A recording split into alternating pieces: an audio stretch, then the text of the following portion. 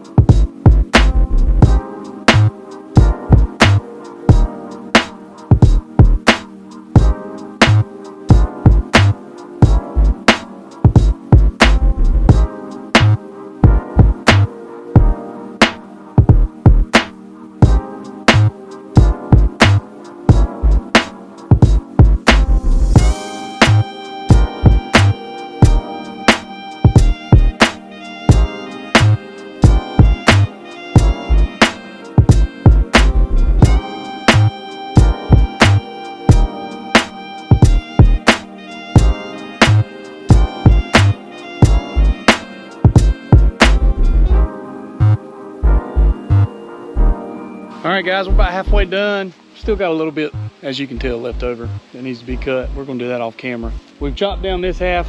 I'm gonna come through and try to get these edges of these trees where all this poison's growing up on them, maybe with a hacksaw or a machete, just sort of chopping at the bottom. While this drone footage is rolling right now, we're gonna work on the back half in part 2. I'm gonna try to get the tractor down here in part 2. I know I said I was gonna hook up the 7810 and get it down here in this video, but this first half is done for what I want. I've got some perfect spots to put up a deer stand. You saw my box stand. I'm gonna end up moving that into a better area so that I can get a climbing stand put in here somewhere. At this point, I'm gonna call it a day for this part.